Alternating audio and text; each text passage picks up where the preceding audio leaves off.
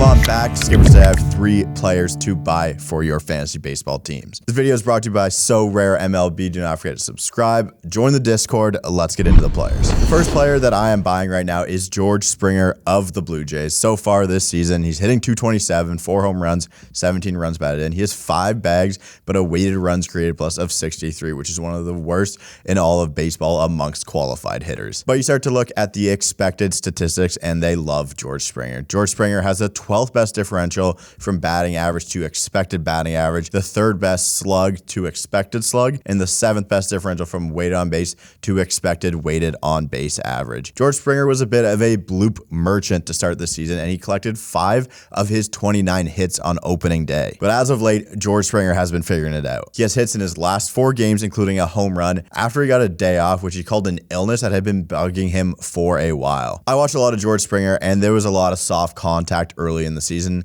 And again, the stats aren't going to like that, but it's telling you now the expected stats that he's been hitting the ball a lot harder as of recent. There is no doubt that his age and that elbow injury he had last season could affect his bat speed and in turn could hurt his performance like it has to start this season. George Springer is hitting the ball as hard as ever. He's in the top 2% of the league in max exit velocity, although his average exit velocity is down 3 miles an hour. And again, like I said before, that was the start of the season. He was a bloop merchant. He was doing the one-handed swings early and often. He's striking out the lowest amount of his career. He has an expected batting average only 10 points lower than his career expecting average, and he's hitting fastball worse than he ever has. I think there are some quick fixes for George Springer and that he's going to be able to figure out, and he's still in the best spots in all of baseball, hitting leadoff for the Toronto Blue Jays. He has the best zone contact percentage of his career by almost 9 points. He's whiffing 8 points lower than his career average. I think the right processes are in place for George Springer to be successful, but he has just been super unlucky to start this season. I'm buying back in on George Springer for the rest of the 2023 season. The second player is another former Blue Jay in Teos Hernandez of the Mariners. This season, he's hitting .226, 7 home runs, 16 runs batted in, 1 bag, and a weighted runs created plus of 90. Teoscar is another player that the expected stats show should be due for some positive regression. His expected batting average is .255. That is on par with his career average. He has an expected slug of .479.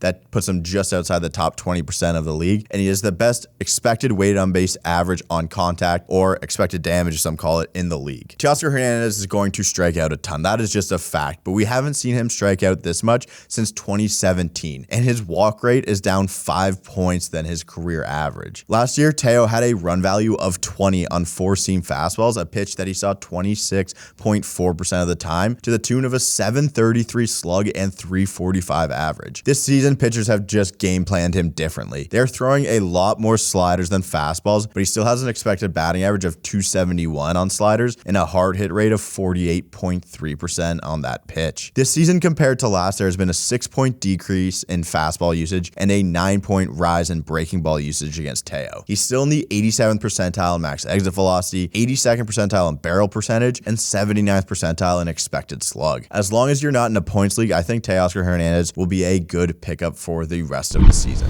I'm back on So Rare MLB, and it's not a surprise I've kind of struggled a little bit in some of these contests. It's hard to win some of the contests, so I'm going to need to get some better cards, and what better way to do that than by going to the starter packs and just being able to buy them. 28 different starter packs here that you can buy for money. I've found my favorite pack. It's at the absolute top of this list, but you're able to go into some of these packs, click on the +3, see all the players you're able to buy. See, there's some good ones here: Castillo, Drew Rasmussen, Torque, Kevin Kiermaier, Elvis Andrews, Brent Suter as well. But I'm going to go right up to the top. I need some help in the pitching department, and here it is. One of my favorite young players in all of baseball, Edward Cabrera, is part of this pack as well. So you got Senga, Anthony Rendon, Kenley Jansen, Edward Cabrera, Ezequiel Tovar, Luis Garcia, and Kevin Kiermaier. And this is going to be the pack I am going to purchase to get ready for this game week. All right, now that I'm in, I'm able to get into some of the limited contests here, use my starting pitcher slots, and get into this contest as well.